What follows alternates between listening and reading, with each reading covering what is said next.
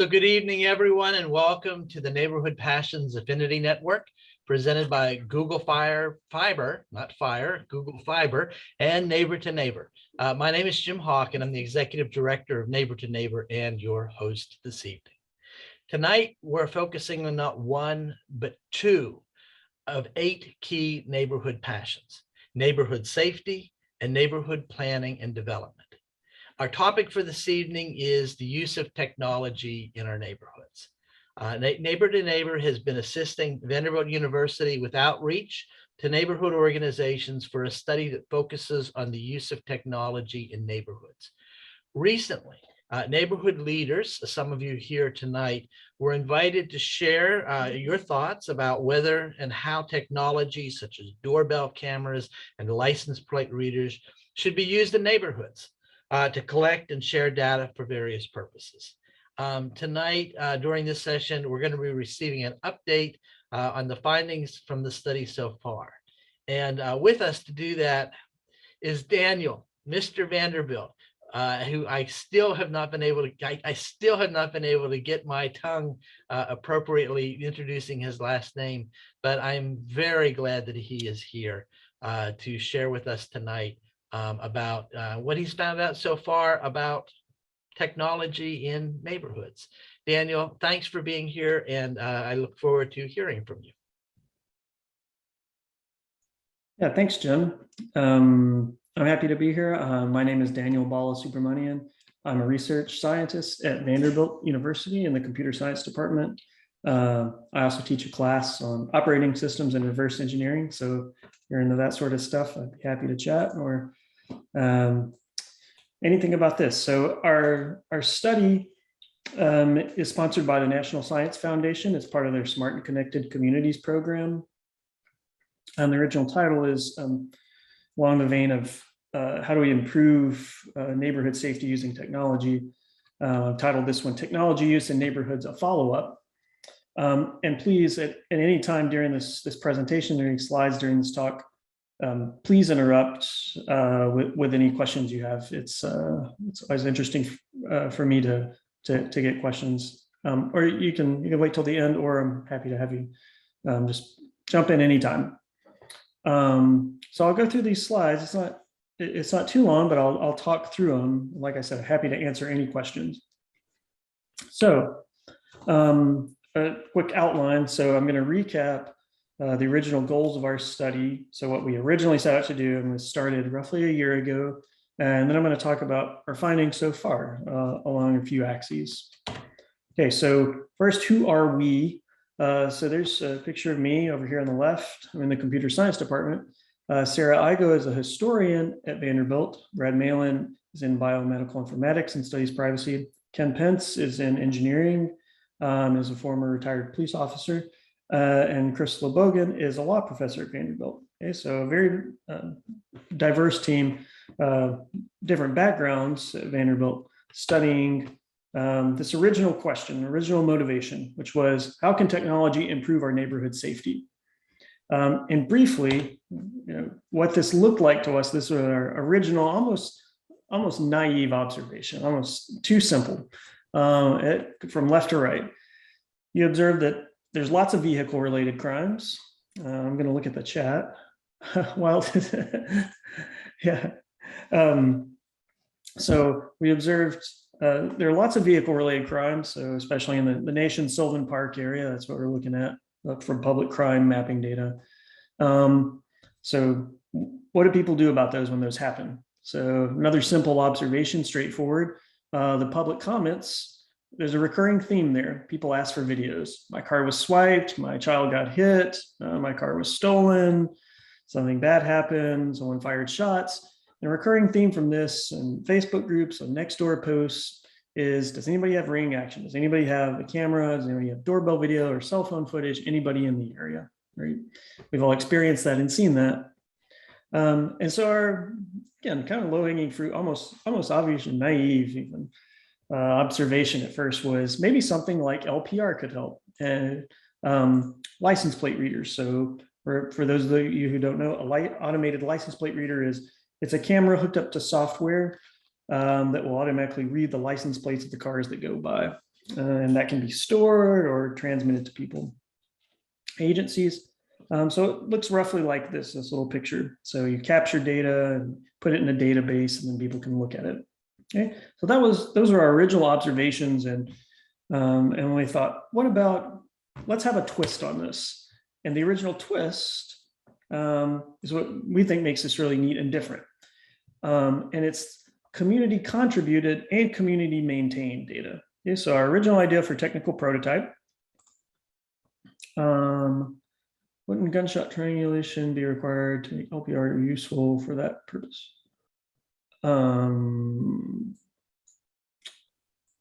Maybe I'll take this one. I'll defer this question till later, but I will get back to it. That's interesting. So the twist on this original idea of license plates, that so license plate readers are not a new technology. They've been around since the 80s, early 90s. They've been used a lot. So roughly 30 to 40 years almost. But our twist, which is a new idea, is community contributed and community maintained. So community contributed is not new either. That's been the wave, and I think for roughly 17 years in technology. And it says crowdsourced data or community contributed data says this. It says, you give me a lot of data and you get some benefit from it, and I get a lot of benefit from it. I'm going to read this. Well, these are good questions. I'll get to these and the financials of it. Let me get through the big ideas. So crowdsourced or community contributed roughly means you give someone data like Facebook or Amazon or Ring or Google, and you get a benefit from it. You get a free search engine that gives you really good results, or you get to share pictures with your friends, or you get recommendation algorithms, and they get a lot out of it. And in some cases, you don't know what the other side is really getting. Okay? So the technical approach, it's straightforward, but not entirely trivial. I can get into the technical details later, but the technical approach is you use cell phones, you use drones, you use cameras or video cameras to capture data. And then you can either upload it. So upload it means send it to a cloud, send it to a server, or you can analyze the data on the device and then upload what you need. Okay. So in either variant, what you're doing is you're observing things with cameras, largely some sort of sensor, and you're analyzing it and storing it for some period of time, optionally. So, and so what we want to do, so this prototype or this idea is exactly what companies like Ring doorbell cameras aim to do. And it brings up these questions I've listed here, 1, 2, and 3. Who owns this data? How's the data used? And what control do you have over your data that you contributed, that you gave? In our original study, we said we aim to study the many social questions. So who owns this data that's been contributed? How should data be used? How long should data be persisted? How long should it be stored? How can you ensure privacy? Who should have access to data? Who should be able to remove data? And we want to provide a technical prototype based on this. Okay. So in response to that, that was our original thinking. So roughly a year ago. Since then, what we've done and what I really want to report on and talk about and get feedback, even more feedback on today, are our outreach activities. So we didn't just go full steam ahead and say, let's just build something. So we started building something slowly. At the same time, in parallel, we've done several outreach activities. So 5 meetings with Metro Council. We ran a survey, a non-random sample survey, I'll talk about, on license plate readers with roughly 1,000 responses. So we were pleased with that number of responses. Really happy to get that much data. We attended several neighborhood association meetings. We ran 2 focus groups with neighborhood leaders, some of you are here today, and thank you again for being part of that and joining again. We had numerous conversations with HOA leaders and individuals. There were people who somehow just found my number. I'm happy they did and just called me up out of the blue, and some cases chatted, some cases ranted. We have many internal discussions between ourselves. We have an ongoing technical prototype being developed largely by a group of volunteer undergraduates who are excited to work on this project, and an upcoming meeting with Belle Meade Police Department to talk about things. So I'm gonna go through these one by one and just run through what have we learned from each one of those activities, and how do we tie it back to building something useful that can help us. So I'll start with the Metro Council meeting. So we began those literally a year ago. And at the time, the context and the setting was there was an ordinance in Nashville that said the city couldn't run ALPR. And the way we got involved was the planning part of the government wanted to use ALPR to monitor city-owned parking lots. So they didn't even want to use it on police cars. What Metro wanted to do at that time was use it to monitor their own parking lots. Okay? A seemingly benign task, if you will, but they couldn't because of this ban that's on the books. So they came to us, they said, have you done any literature surveys, reviews of how this has been used in a non-police setting, and how it works, what are the drawbacks, trade-offs? So I said, yeah, we've done some, and we'll do more. So some of the topics we did, we gave an overview of how ALPR works. We did an extensive literature survey, and that's largely been from a legal perspective. Most of the existing literature is written from a legal perspective, particularly Fourth Amendment searches and seizures. There were viewpoints in those meetings on ALPR from Chief Drake, the chief of police in Nashville, from the district attorney, from Glenn Funk, from lawyers and representatives from the ACLU, from advocates on both sides, people in the middle, people for, people opposed, community members, private community members whose associations and neighborhoods have bought their own ALPR systems. And we presented the results of our ALPR survey. So what did we take away from those? There were some recurring themes from those council meetings. There were a lot of things the same, but here's what I pulled out of those council meetings as recurring themes. Largely, it was privacy and trust. It came down to, can we trust the government? I'm going to look at the chat. Oh, ALPR stands for Automated License Plate Readers. So automated license plate readers, that's, I think of it as a camera that you could put on a police car, or you could put it on a light pole, or you could mount one to the side of your building. And what it does is it scans a license plate of every car that goes by, and then you can do what you want with that data. So you can have it check and see if a car that drove by is on a hot list, been stolen, or you can just store every license plate that's driven by for 30 days, or you can do it for 90 days. Generally, there's a legal limit for government entities on how long they can store such data. For instance, the Belle Meade system, every car that goes through Belle Meade, if you've driven through Belle Meade the past few years, there are these blue cameras, these blue lights that flash. Every car that goes by, it scans, and if it picks up, it reads their license plate, it stores it in the database for the legal limit of 90 days. And they can use that post-mortem if there are incidents or if things are on the hot list. So they can get an alert in real time that says, I picked up a stolen car. You may have seen reports on the news from Mount Juliet, their Guardian Shield system it's had some success. It's been in place for roughly 1 year. It's picked up some Amber Alerts, some missing kids, stolen cars, and things like that. And they have them in place. The Mount Juliet system doesn't have that many of them. They have them on major roads, intersections, and close to interstate, I believe. So back to the recurring themes from the council meetings. So I'm happy to go into a lot of detail on what I observed. I was not, these were my first Metro Council meetings, so I had never attended them before, but I took copious notes on these and went back through them, scoured them. So beyond the privacy and trust, so privacy meaning big brother concerns, can I trust the government to do this? Some members had a recurring concern about ICE. So immigration enforcement, in particular, as it relates to ALPR, whether or not ALPR data So license plate data is subject to open records requests. That means can any agency, in particular ICE, come in and tell Nashville, I want to see the records for the cars that have driven through here, and then try to figure out if those belong to someone who they believe are in violation of some immigration law. Okay. So that's the concern about ICE. That seemed to be the main one.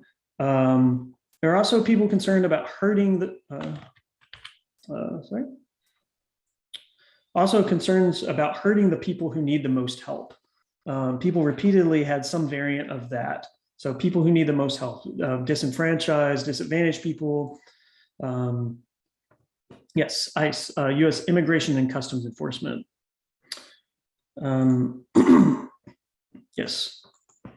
Yes, and many people viewed themselves as advocates for others. This was a recurring theme. So they view themselves as advocating on behalf of others. And in some cases, it seemed a little backwards, because they would be advocating for one race or one group of people, and then a representative of that group of people in neighborhood would say, I've talked, and 80% of the people in my neighborhood want this. So you have one group standing up saying, I'm an advocate for this historically disenfranchised group of people, and I'm concerned for them. Now, on the other hand, they say, well, if you don't want those cameras, we'll take them. So there was talk about, where will these cameras be placed? We want equitable placement. We don't want them placed only in over-surveilled communities. And from a legal perspective, those have been Muslim communities and African-American communities to some degree. So we don't want cameras unequitably placed there. But at the same time, there were members of those communities that said, we'll take the cameras if no one else wants them. We're happy to have them. I'll get to that. Let me read this comment. And Mount Juliet police pulled over and drew guns because Metro put in the wrong information in the license plate readers. Yes, so during these meetings, so this is a form of technology that's not without, it can be misused, and it has been misused. The ACLU quoted something similar to Melissa's comment here. So Melissa's comment says, the Mount Juliet police pulled over and drew guns on someone because they put the wrong information in the database. ACLU has an even more kind of egregious story where they put the right information in the license plate database. They were looking for a stolen car, and the license plate readers messed up and scanned the plate wrong. So it misidentified the plate. And instead of visually checking the plate, the officer who was following up, who was doing this, did not check that the plate was an exact match for the hot list description, and instead drew guns on someone. So this is certainly, it seems like this is avoidable. John says, people of color will likely be exponentially affected by this video surveillance network.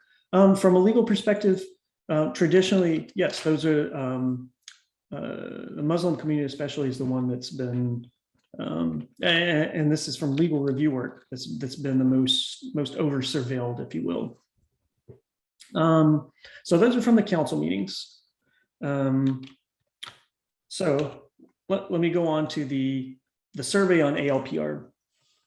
So we ran a survey, and it was open to anyone. So what that means is it's not a random sample survey. A random sample survey is a true scientific survey where you send it out to a group of people in a district or in a region, and you hope to get everyone to respond without any bias.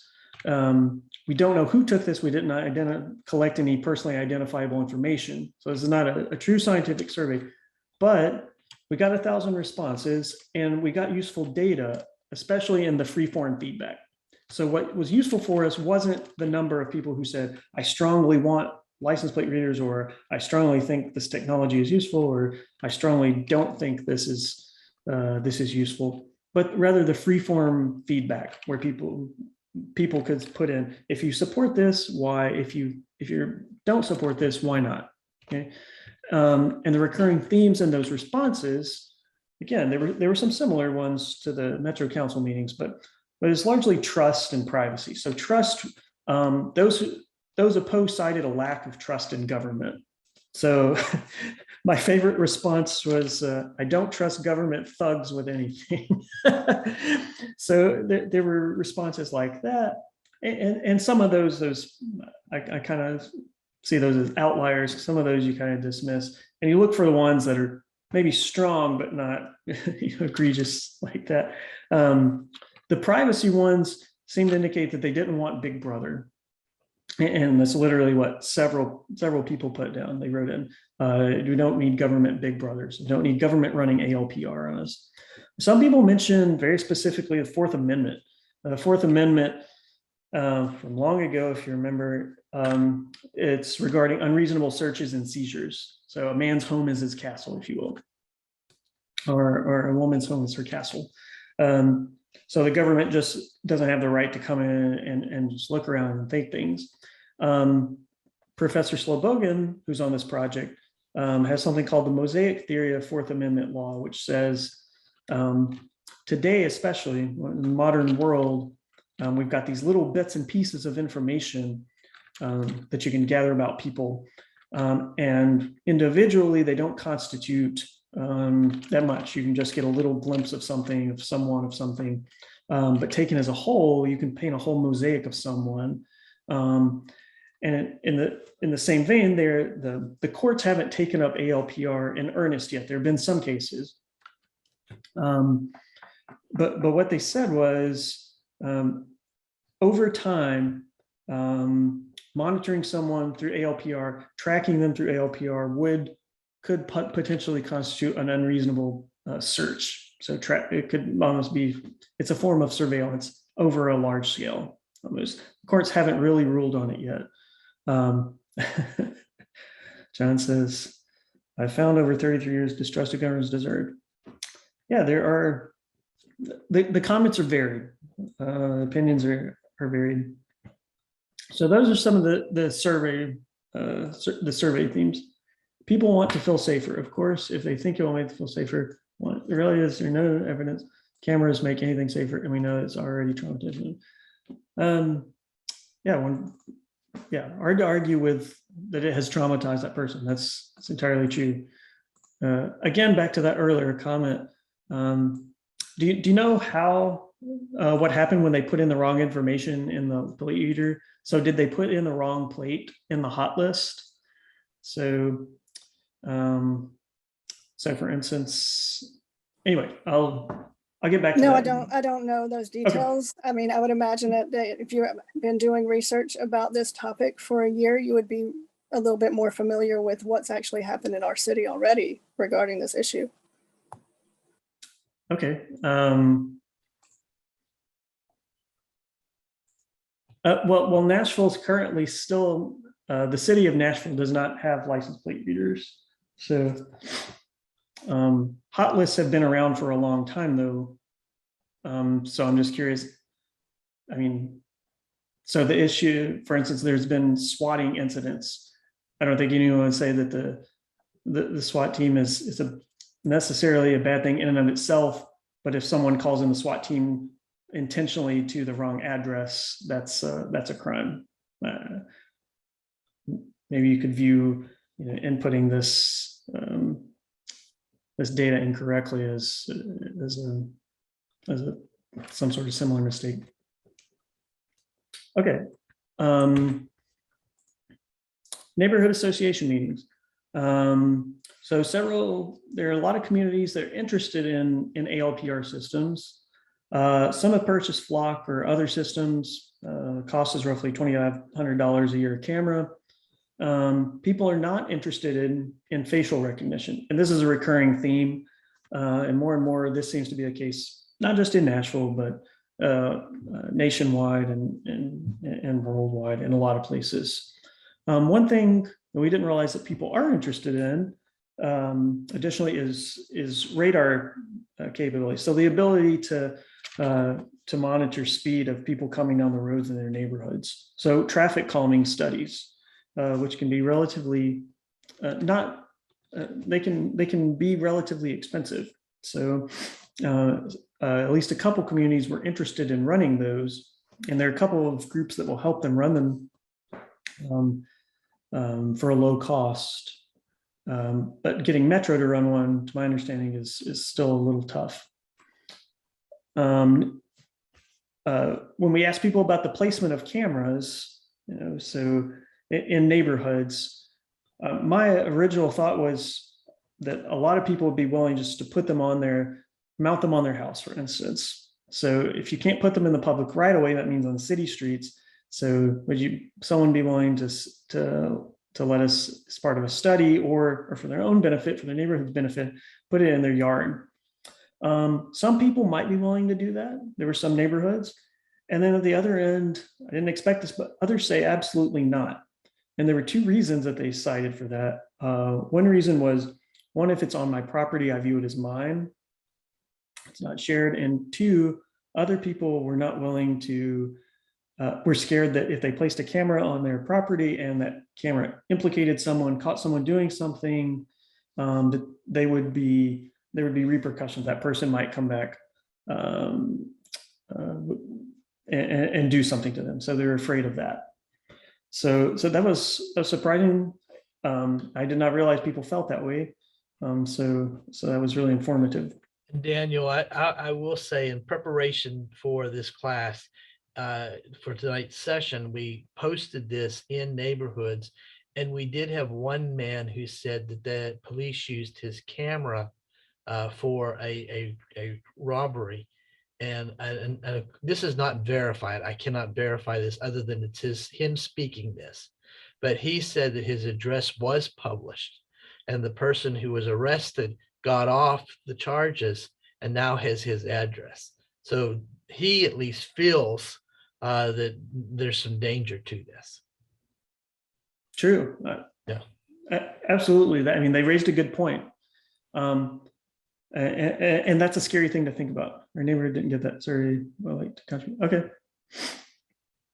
Yeah. And back to your point earlier, I mean, if you have pointers to things that have been happening around Nashville in regards to license plate readers, I'd be interested to know if you could pass those along. Like I said, I followed the debate on the Metro Council. They've been punting on it for over a year now.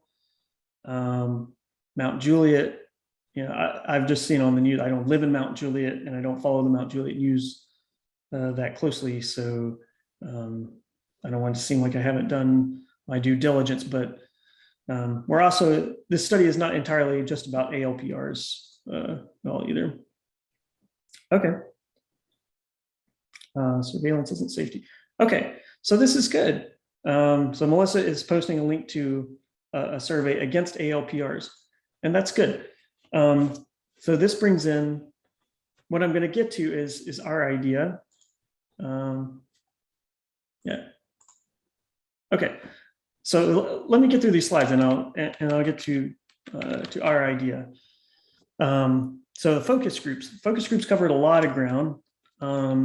So we've found focus groups, people use a variety of technology in focus groups. So Nextdoor, Facebook groups, Ring cameras. Kind of a recurring thing was some people have to leave Nextdoor due to fights and arguments. And I've seen this play out, and these are neighborhood leaders. One reported that they're running for a position, and the person who's running against them started slandering them on Nextdoor, fighting with them. They lost.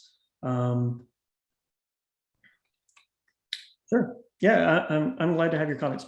Before Melissa leaves, I'd like to let me jump over and say, so what we aim to build is a system. It's not an ALPR system. It's not just that. What we aim to do is build. Let me skip over a few slides, and I'll come back to this. Yeah, only a few left. So we have a team of undergraduate volunteers. So camera installed, and what we want to be able to show is give guidelines for other cities, places to implement technology, and to put it into a privacy preserving system that's run by neighborhoods, where data is controlled by neighborhoods, run by neighborhoods. And that's based largely on feedback from, I'll go back to it in a second, but from the focus groups. The recurring theme from focus groups was data that's generated, whether it be from doorbell cameras or it's from ALPR cameras, or other cell phone cameras, videos, that it should be kept in the community. Police should only be involved when absolutely necessary. Otherwise, the community should maintain it. There should be a moderator. That was the feedback that we got. And this is from focus groups of, there were 9 former and current neighborhood and city leaders in that. And that's kind of in line, that's kind of down the middle. So that leaves it 2 individual communities. So our view is, and my personal view is, yes, let's leave it to communities. If there are communities that want ALPR, and there are, they can run them in a private way. If there are communities that want a camera that does ALPR, but deletes it immediately if it doesn't match a hot list, they can enact that policy. They can enact that data retention policy if they want to do. So our historian on the project, her idea was ALPR seems to be a divisive thing. And it certainly is. It's a controversial thing. Otherwise, the council wouldn't have punted on it and had debates on it numerous times over months and punted on it for a year. So he said, why don't we build a system and also do lost pet detection and alerts? So, and the observation there was at least 50% of the posts on Nextdoor that come in, and the high priority alerts on Nextdoor about the emails that I get say, has anyone know this cute fellow? It's a picture of a dog. So he said, what if instead of running license plate detection, what if we have computer models and algorithms that detect pets? So a brown Boston Terrier is running down 16th Avenue South. And if someone has reported a lost Boston Terrier, they get an email alert. So we've got this cool little prototype that does that. And we think that's the kind of thing that we can demo to communities that say, okay, if we don't want ALPR, that's fine. You can turn on pet detection. You can also turn on just vehicle identification. You can say, you can capture, there was a red Ford Taurus that drove down 16th Avenue South at this time of day. And you can also enact not just the retention policy that says, I'll store that for a day, or I'll store it for an hour, or I'll store it for a week.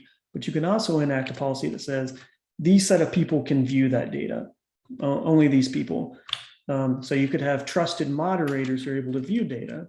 You can set up different different policies and oversight to it as well. I don't know if Melissa's still on. She said she had to go to yeah, she's still on. So that's where we're headed with this. So I don't want anybody to leave here thinking that we're just ALPR advocates and that's all we care about. What we're studying is models of data governance so that people who don't want ALPR can still use similar technology and just replace the software. Or if they want ALPR, but they're skeptical that the government would do a good job, or if they don't trust the police with it, and they'd rather leave it to their community to run, they could do that. If they don't want it to be around for a week, they could have it be deleted immediately. How is this proposed pet detection different from facial recognition? Folks, yes. Under the hood, facial recognition, pet detection, license plate, all this uses technology called machine learning. And machine learning, roughly what happens is you train it on a bunch of samples. Reading these comments. So all these are machine learning algorithms. So whether or not you're trying to identify, is this a Ford Taurus, or is this a Dodge Charger? Is this a Honda minivan? What you do is you show it 1,000 pictures of a Honda CRV, and it learns what a Honda CRV is. You show it 1,000 pictures of red GMC, and it knows what a red GMC is. You show it 1,000 pictures of a Boston Terrier, it knows what that is. You show it 1,000 pictures of my face, and it knows, it thinks it knows the difference between my face and maybe my wife's face. Sometimes maybe it gets it wrong and it confuses my wife with me. That would be upsetting. But under the hood, these algorithms all work in similar ways. Where big companies often have a real edge up, a leg up on this, especially Facebook, is a huge amount of training data that they have. So for instance, Facebook gets gigs of photos, just tons, hundreds of thousands and millions of photos every hour. So they have a ton of data to train on. Yeah. So back to the point before, where we're really going with this, we want to build a prototype, and we're working on that. We have a small one that's not perfect. I hope I can demo it soon. Let everybody have a video up and show this. Let me go back to these slides from the neighborhood association meetings. Okay, focus groups. So focus groups. What was really interesting to me, one thing was, one person brought up the point, they said, viewing data on Nextdoor or Facebook is difficult. And it was something that triggered a thought that I had had, an observation, and a similar experience I had had. So one day you see an interesting post, you think, oh, that's really neat. And the next day it's gone. And sometimes you can search for it. So it's happened to me. I think, where is that? And you search and it still doesn't appear. And then you search again and you try to remember some keywords. You think, oh, what was that person's name, or what was the type of car? You type it in, and finally maybe it shows up. And it turns out posts don't appear in chronological order. And this, I view this as classic non-transparency. So this is at a private company level. So this isn't government non-transparency. This is Nextdoor or Facebook. Nobody knows how their algorithms work, and it's been in the news lately that maybe their algorithms aren't on the up and up. That's another issue. I don't want to get into that, but the truth is you don't have any idea how Facebook's ranking algorithm works. Why does it show me this? It used a long time ago, it showed posts in chronological order, which made a lot of sense to people. And that doesn't happen now. So why do you see certain posts? Where do they go? What's the ranking algorithm? Why do I see this stuff? That's where a publicly run and maintained system like we're proposing has benefits, has tangible benefits. So this doesn't happen. You know what you're seeing. You know who can see it. Yeah. Yes, Facebook recently renamed themselves Meta, has agreed to stop using facial recognition. Interestingly enough, I guess they don't need it anymore. For whatever reason, I don't know the reason behind it, but they agreed to turn it off. So again, I'm trying to bring out the benefits of what we're proposing. So we're trying to build a system that isn't that's transparent, that offers the benefits of a private system with the public system. So the transparency, the openness, the configurability of a public system, but large-scale data analysis, fine-grained available data, automated analyses. So you get the wins of a private system and the wins of a public system, best of both worlds, and let neighborhoods decide. We still have some open questions. I'll get to those in a minute. More on the focus groups. Viewpoints varied. Some people, in one focus group, people were more or less ready to go in with technology. And others want feedback. Okay, so others say, other people said, I think that you should ask a community if they want it, and then you should ask a community if they want it, then how do they want it run? And that's in line with some of the original things we thought as well. And it's nice to validate that with this focus group.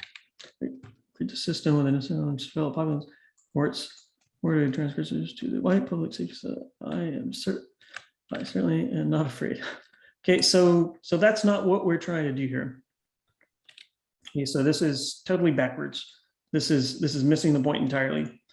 So we're not trying to create a system with algorithms to surveil anyone and report transgressors to the white public safety system. What we're trying to build, and I'm reiterating again and again, is we're building a system that can be configured by individual communities to work in the way they want. So it means if a community does not want, nobody wants facial recognition, so that's not even on the table. If nobody wants license plate recognition, they could turn on just car detection. So for instance, they can figure out how many cars are driving down my street each day. Okay, that's a useful bit of information to know. Metro Public Works likes to know that. People who live in the neighborhood like to know that. Maybe you want to know how fast do cars drive down my street. That's a useful piece of information for a lot of people that we've heard again and again. Okay, so this is not me making these things up. I'm reporting to you on what we found out. I like these. I appreciate these comments, but please don't put words in my mouth. This is entirely backwards. Those that they wish to surveil. Again, I think this is missing the point. It's not picking anyone out. If a community wants, so communities can monitor and obtain data about their community without surveilling them. So counting the number of cars that go down a street is, I don't count that as surveilling a community. So that is no different than putting out a strip that counts the number of cars. Whether you do that with a camera or whether you do that with a mechanical or electrical strip. Right. Another recurring theme was there should be community input, and that's exactly what we're advocating. Community should control data. Police and other agencies should only be involved with absolutely necessary. Yeah. In our own internal discussion, so what ideas did we bounce around? So back to Melissa's point, LPRs are certainly controversial. They've generated controversy on this call. So can we study something more benign? The answer is yes. Pets. A lot of Nextdoor posts about lost pets. So this prototype that we're building also automatically detects and alerts owners to lost pets. So if you lose your brown Boston Terrier, you put that in the system, and then when one shows up, you get an email alert. And the neat thing about this is that data is siloed, can be siloed between communities. So that means people in Sylvan Park won't see the data about 12 South concretely. And that's something that's based on this focus group feedback that we got.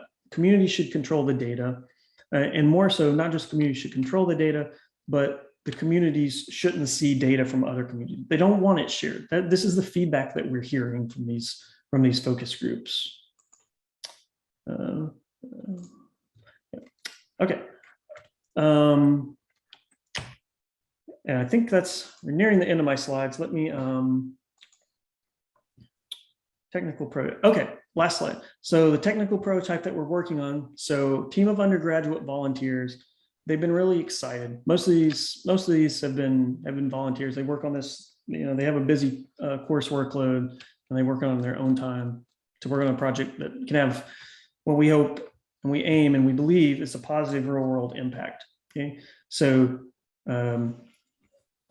we're building this thing out. We've talked with a bunch of people who would be excited to have this, and we would want this to be equitable, just like anything else. If people didn't want this, fine to ignore it.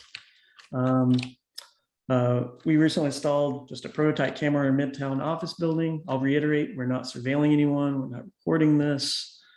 We're developing our own machine learning models to analyze its video stream.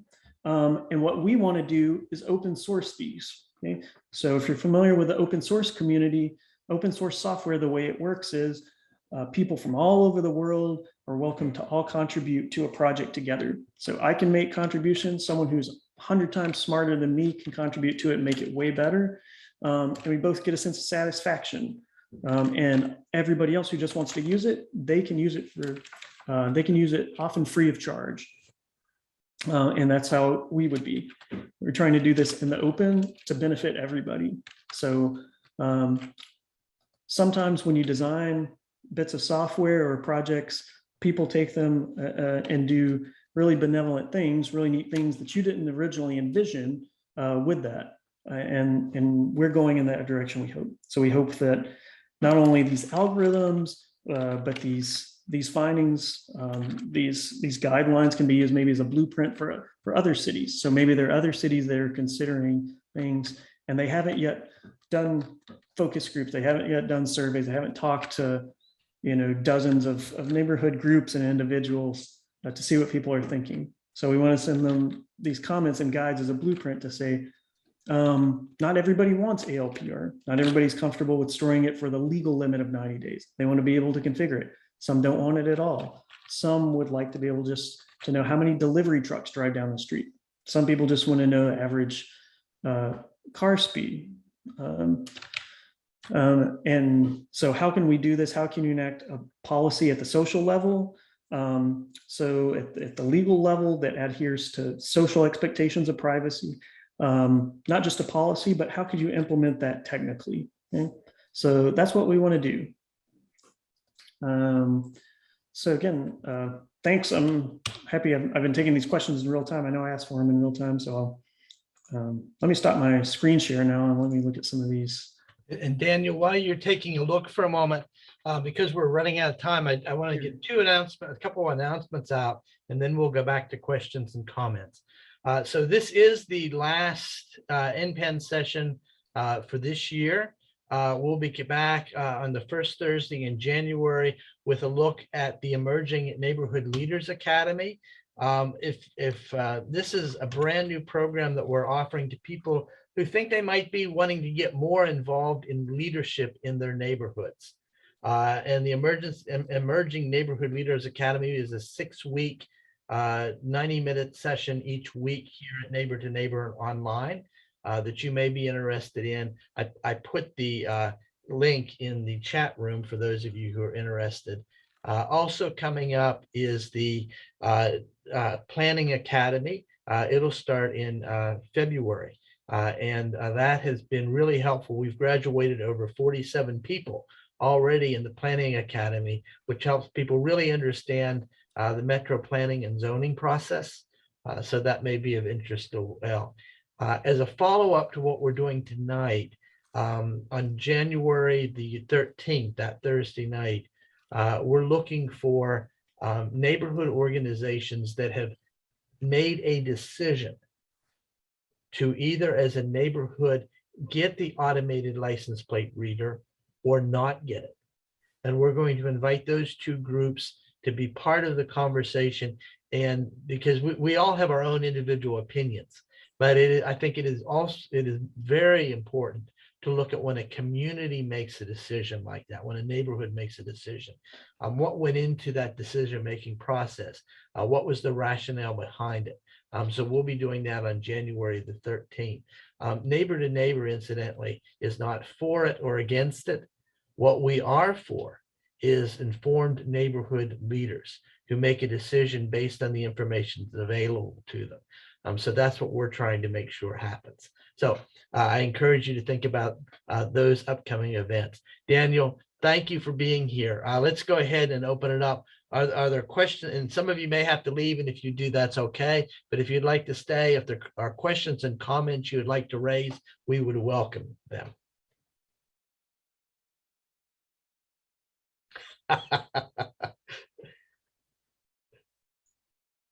See, Melissa and John left, Daniel, and I don't know if we're going to get any other ones. One person said Nextdoor is pretty notorious for people posting images of young people of color who seem suspicious. How do you prevent the use of the data in a society that criminalizes BIPOC people have the negative impacts so many other technologies? That's a good question. So Professor Slobodian would say a license plate does not have a color. It's just a license plate. That's one piece of data. So we haven't talked at all, and it's not in our scope of work or aim at all to do any sort of analysis of people, just pets. There are open source models that will, you give it a video feed and it'll detect the animals in it, and it'll say, this is a bird, this is a canary, this is a dog, this is a white poodle, for instance. Those are the sorts of things we want to use. So we wouldn't have any intention of, I think it might be a bad idea to do that. Can I follow up? Sure. So I'm a criminologist, right? So I went to Vanderbilt. I do a lot with technology, right? I have real concerns about me having this data because I know what I can do with it, and that's where my concerns really come from. Is so I guess there's two parts. One is, how do you define community support, right? So let's say on my street, I have neighbors that want to put it in. Do I get veto power, right? So I have to drive down my street every day. If I don't want to have that involved? Is it a democratic process? Is it one person can veto? And then also what we know about criminalization of communities of color, I think is really concerning, where, so if you put this information where someone has access to it, and I know, you know, my neighbor down the street, I'm suspicious of what they do, and, you know, I want to know if people are coming in and out of the neighborhood, I have access to that data as a community member. You know, that to me is really concerning, when we know that suspicion is not unbiased. And we know that, you know, just looking at Nextdoor, the amount of racist posts on Nextdoor is just, I mean, I'm not even on it anymore because of the number of posts that are really concerning.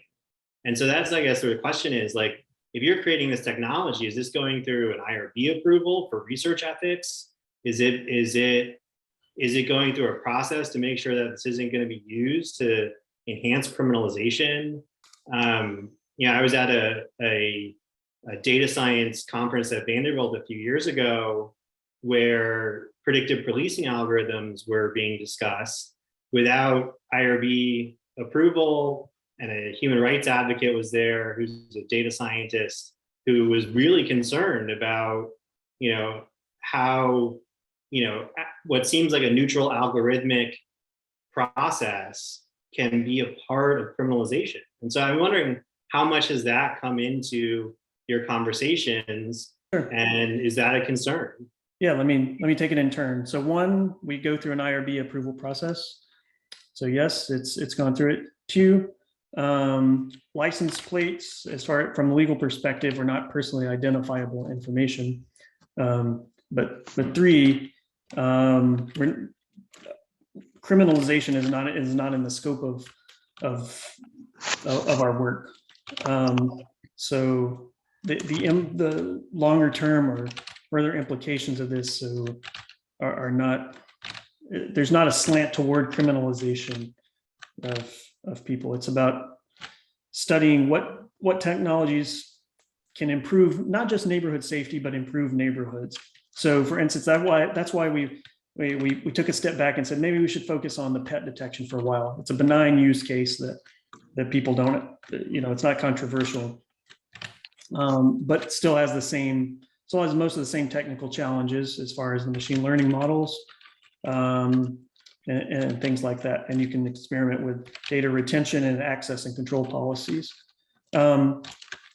As far as who would have access to this, so let's get to veto power. So what defines a community, and veto power and voting power and things like that? That's an open question. So we've looked at literature, we've done literature surveys on that, but there's not a great definitive answer about the best policy there. That's an open question. That's something that we ask to every neighborhood association that we talk with, and individuals and in the focus groups, and we can't get a clear-cut answer. So for instance, we could go with a legal maps and layouts. We could go with what Google Maps defines as Sylvan Park. If you click on it, it'll give you a boundary. But that's an open question. But as far as access and who has access to data, on the one hand, you have open access, everybody sees everything. On the other hand, you have private company model where you send data in to Ring or to Waze or to Amazon or Facebook, and you have no idea who sees it or anything. Certainly the entirely open access model is a terrible idea. So the feedback we got from neighborhoods was, I don't want anybody just to be able to see anything because there's a creepy old guy who lives at the end of the street and he already watches people, he already knows too much, and I don't want to know it anymore. That was the simple answer, the most real answer of, okay, that's an entirely bad idea. So the models, these are models that are up for debate that we want to study. One is, democratic vote. So majority vote. Jim has mentioned that supermajority vote may go better in neighborhood votes. Sometimes he said it's been the case that if you have a simple majority vote and it's 51-49, the 49% that loses just splits and says they're not playing this, they're not in this group anymore. So maybe supermajority would be there. But that question was raised similar to what you brought up, which was, you live on a street, let's say a community's enacted some data retention and collection policy and someone new moves in, what happens? That's a bit of an open question too. But what we would like to do is give communities TBD what that means to define them. Is it a street? Is it an official group? Is it an HOA or renters association? Give those communities the power to control this data. And Daniel, I might add that it may be easier for homeowners associations to do this, since contractually every person who owns a home in that area has to belong to that organization, and they have to have annual meetings, so everybody gets a vote, as opposed to a neighborhood association where there's not a requirement, and the borders of a neighborhood association are more fluid than that of a homeowners association. So that may be one thing to look at as well. Sure. And to this point, there's a comment here. I've been on this, I was on these debates, or I got this feedback from the ACLU. The ACLU gave several presentations to the Metro Council about license plate readers. And like I said, I scoured the research literature largely from the legal perspective. I'm happy to bring those slides up or pass them along to whoever would want to see them, so you can see the judicial findings too. And that is true. So historically, Black and Black Muslim communities in particular have been the most over surveilled. But what we found here is that there's some Black communities that said, we'll take those. So there's at least two that said, people are on the call with Metro that said, what's the equitable placement going to be? Which communities are going to get them? We want it to be equitable. And these historically, Black communities said, some of them said, we would like them. If nobody else wants them, we'll take all the ones you can get. We had another call with them and he said, we're developing this prototype. They said, we'll take one on every door. So it's not the case that this is just a blanket, this group of people, they don't want this, it's that they're going to be opposed to it.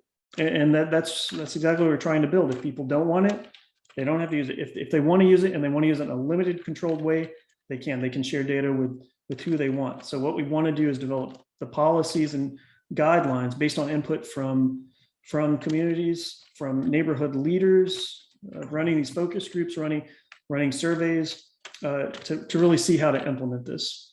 And our next step is next semester, we're planning on running a proper scientific random sample survey to get better data on this. Like I said, our survey on LPR was totally unscientific. The value in it was the free form comments and the feedback, not in the numbers of people saying, I strongly disagree or I strongly agree. It was in the comments and getting comments of things and viewpoints that we hadn't considered. Some people brought up Fourth Amendment. Some people brought up the recurring themes. Did you review the effectiveness research? Because there's a body of evidence in criminology and social science on the effectiveness of license plate readers. And was that part of your literature review? The effectiveness. So I scoured what I found. I'd be happy to look at those. To my knowledge, it was still up for debate how effective they are. Oh, it's still way up for debate, right? But most of it is indicating that it's only really useful mostly for alert-based stolen vehicles when the license plate is already known as far as crime prevention. Numbers of several studies over and over, and these are all government implementations, either through mobile car-based or fixed license plate readers. Don't improve clearance rates. They don't reduce robbery rates. And so there's this body of research that shows that they're effective for a couple things. Sure. And I think that's a piece that's really been missing. And I also wonder, you're talking about private installation, right? By communities, and the debates that are happening in Metro Council are about government installation. Do you think that there's additional confusion that's happening between sort of the private installation and government installation? And how do you think your work is influencing or speaking to sort of those different installations? There's no law in the books currently banning private use. So there have been a handful of neighborhoods that have purchased them. And some people just run their own homebrewed system and have done it for years. One is a professor in the EE department who's had success. So he's on friendly terms with the local police, and they've come to his door numerous times requesting access. He gives it to them, and it's led to some. So the most recent one that he told me about was someone got mugged down the street about 10 o'clock at night, and they knocked on his door, and they later apprehended him. So the information from the system was useful. So I don't know where. So for those communities that want to put this in, that want to have something like this, and maybe they don't want full ALPR that's stored for 90 days and just given to the police. Like I said, the feedback from the focus groups was, maybe this would be useful. And one person specifically said, I think this might help, but it would only help if we also put up signs so that people know it's there, and maybe that would deter them. And maybe that's an open question. Maybe that's part of this body of literature that says ALPRs, they do have limited use. For instance, the consensus has been in these Metro Council meetings that it's not the solution to drag racing. So it repeatedly came up was, we need this for the drag racing. And many people said, this is not the answer to drag racing. There are better answers, and it's not going to help with the drag racing issue that was going on. It was an issue 9 months ago or 10 months ago. So you're right that it has its use in place. And I believe you that there's a body of literature that says it might be limited in scope. Whether or not that scope might increase if it was there and there were signs and people knew it was there, but if they could have trust in it and that it wasn't going directly to police, if it was going to a community board that was voted on by the members of that community, that the first step wasn't just, we're sending this immediately to the police. I'm going to go ahead and bring us to a close because we are 15 minutes over our time. But I am thankful for all of you being here tonight and for the questions that you and others have raised.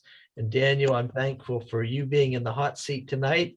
And I'm sure glad I wasn't there. But important questions are being raised. And I really appreciate the willingness of this group to raise those questions. So again, I hope to see you next year.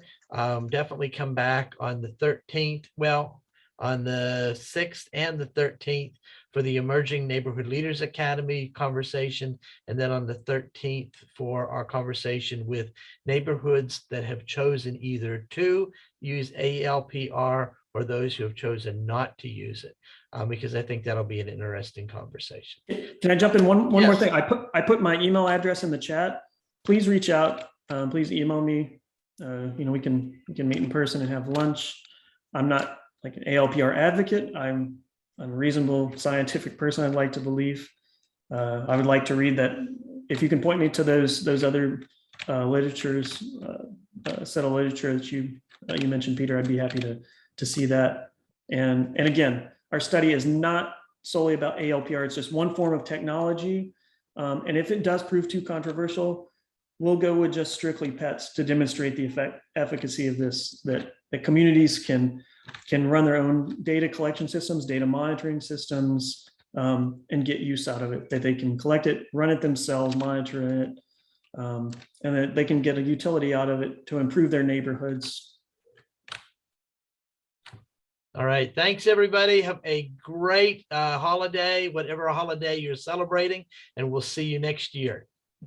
All right. Bye-bye. Bye-bye. Take care.